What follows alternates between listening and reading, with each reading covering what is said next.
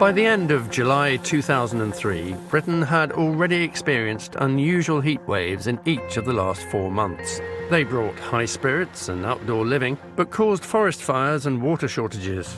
The Thames Water Company in the south has reported its customers using the equivalent of an extra 1,000 Olympic swimming pools every day. In July, 33.6 degrees Celsius was recorded at Wisley in Surrey, making it the hottest day of the year so far. As July turned to August, temperatures kept soaring, and the record for the hottest temperature ever recorded in Britain was still tantalisingly up for grabs. The highest temperatures of the year so far were recorded at these gardens in July. Now everyone is waiting to find out if Britain will record its hottest ever temperature this week. Hitting the all-time high will require a temperature of 100 degrees Fahrenheit. I think just the word August sounds hot. It's always sounded hot to me. It just feels hot. In August, I was at the Edinburgh Festival. I was doing a show there at the Gilded Balloon, and Edinburgh always rains without fail. Well, not this summer. This was absolutely boiling hot. The festival is not built for heat. I think people who haven't been and done Edinburgh don't understand how small some of the venues are and how they heat up, how they become mini saunas. All the sequins that I was wearing on my top started getting stuck to me. So during my act, I started getting sequins on my neck, on my ears. I'd get into the shower every night after the show, and the bathroom would be covered in sequins. From the first week in August, day-to-day life for some was becoming unbearable as the heat stayed above the 30 degrees threshold for 10 days straight in parts of the south, the longest such run since 1976. And whilst revellers struggled with the sweltering heat in Edinburgh, in London the conditions were beginning to take their toll on millions of daily commuters. The tube in hot days is not pleasant. And the thing is, there's no sort of cold air coming in because they're not air conditioned. So what you do is you open all the windows and the air is supposed to sort of go through the carriage. But when it's really hot, those really hot days, you're just getting hot air going through the carriage. Really, really unpleasant. And my goodness, the smell. Ooh. 90 degrees, 90.3, pretty sticky. If animals got ferried around like this, people would get prosecuted. I remember coming down to visit friends in London, and my friend took me down onto the tube, and it was like descending into hell to ride this weird hot metal snake in the earth. It was like Journey to the Centre of the Earth. It was so hot. The heat is so strong, and you know, it smells. It's vile. It's a means to an end. There's no air. I mean, geez, just thinking about how awful it is. Drastic times called for drastic measures, and that summer, London Mayor Ken Livingstone offered a prize of £100,000 to anyone who could solve the heat problem on the tube. Only Ken Livingstone would get a bingo going over the heat. £100,000 to solve the heat problems? That's crazy. Oh my, only somebody British would come up with that idea. That's a big problem to solve. I don't know, would how £100,000 buy 100,000 Calippos? You know, everybody gets a Calippo on the way, or a Twister, or some sort of ice lolly on the way on. Surprise, surprise, no one won it. And the picture wasn't much better above ground, with rail staff at London Waterloo forced to hand out bottles of water to keep commuters cool during the heat wave. On Monday the 5th of August, temperatures in the capital reached 90 degrees Fahrenheit, prompting rail companies to impose hot weather speed restrictions on the rail network and causing commuter chaos. Engineers forced to take the temperature of the railway every hour as if it was an invalid. The tracks can't cope with this heat. When heat becomes extreme, there are consequences. And the consequences normally happen in ways that we can never foresee. And that's what happened in August 2003. We've got train tracks buckling, so trains are being cancelled. We just come back from Italy where it's a bit hot every day and it's none of this trouble there, so we're a little bit miffed. The risk of buckling rails led to further delays and cancellations, the Midlands the worst affected.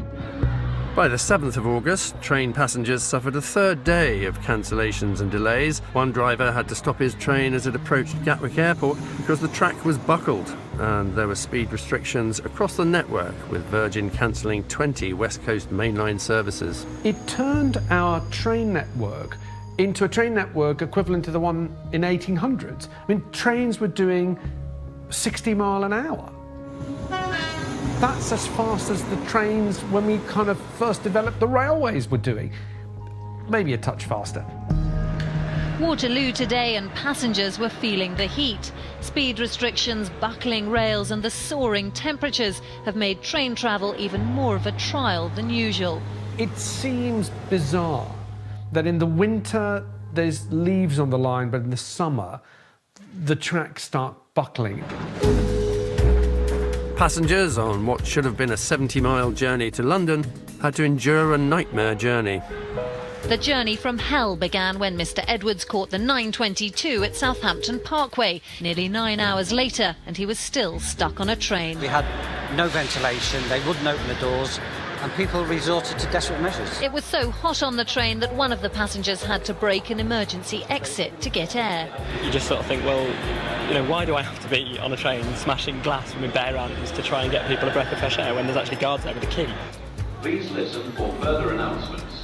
All of a sudden, it's massively inconvenient, and that's when people go off it. All of a sudden, it's not a blissful, long summer holiday. It's kind of an Orwellian fiasco. Passengers were left staring at the departure boards in disbelief. Well, we're expecting to leave in about 10 minutes, but it says departure delayed and we have no idea when it's going to be coming. We went to ask, but they couldn't tell us anything, so we don't know how long we're going to be stuck here for, really.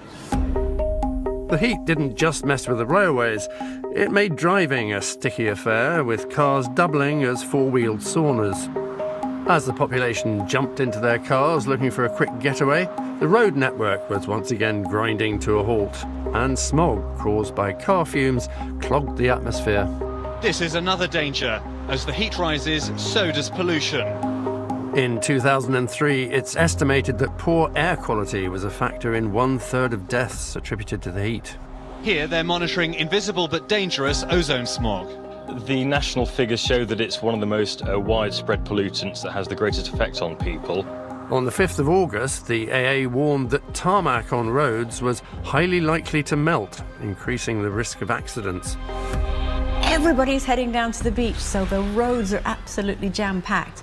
But it's completely understandable, because sunshine in the UK is literally like a sale that you didn't see coming of something that you really, really want. So you have to be first in the queue to get it, because otherwise it's gone and you've missed your chance. The trouble is, when good weather hits the UK, it's impossible to share it. It just becomes a thing that causes arguments. Because what happens is everybody heads to the beach and you're in a 25-mile tailback.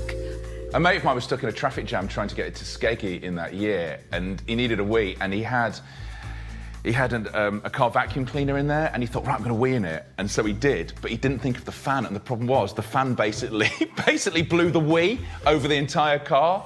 I think he sold it very quickly afterwards. And with millions of us hitting the beach, the M25 didn't just slow to a crawl, it melted.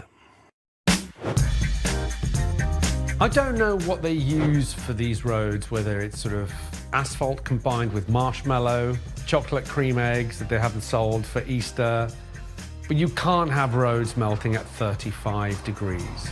The road melting, I mean, what is going on? It's like apocalypse kind of thing you'd see in the movies, like about the world ending, Armageddon, the M25 melting. It made you not want to leave the house, it was so scary. How crap was the job when they put the road in the first place? Can we not get tarmac that can deal with it? Although I do quite like the smell of hot tarmac. So I was ready to go sniff the M25. As the nation's transport groaned under the stifling heat, on the 5th of August 2003, Valley in Wales recorded its highest temperature ever when the mercury tipped 33 degrees Celsius. Everybody was talking about the heat and we were all aware how boiling it was, but there was this real kind of hanging on to is it going to be a record-breaking temperature or not? And people have been really into that, wondering whether it was going to happen. We've got a threshold as Brits, and it's not that high. And so when it started getting up to 33 degrees, it felt like a furnace. The country was starting to grind to a halt. At least 9 tracks have already buckled in the heatwave. Trains weren't working, roads were melting. I remember in Leicester, at the Crown Court, there was this story that the judge, whether he was wearing a horsehair wig or not, he had to adjourn the trial because the jury was too hot. It's the best way to get off with a crime, isn't it? How did you get off? Heatwave. And it wasn't just our courtrooms feeling the heat. As we continued to embrace alfresco eating, diners in some parts of the country were joined by scores of uninvited guests. We started to get used to this, eating and drinking and enjoying life outside, but all of a sudden it slaps you in the face. No, we're in Britain. This Wiltshire village has been infested by swarms of flies. It's thought a mixture of the scorching temperatures and muck spreading on farmland is to blame, but environmentalists are still investigating the exact source of the growing public health risk. Nothing says alfresco dining to me than a swarm of flies crowding my Caesar salad. There was just flies everywhere, and you'd see people just getting these cans out of their bags, spraying flies everywhere. Yeah, it was a strange time.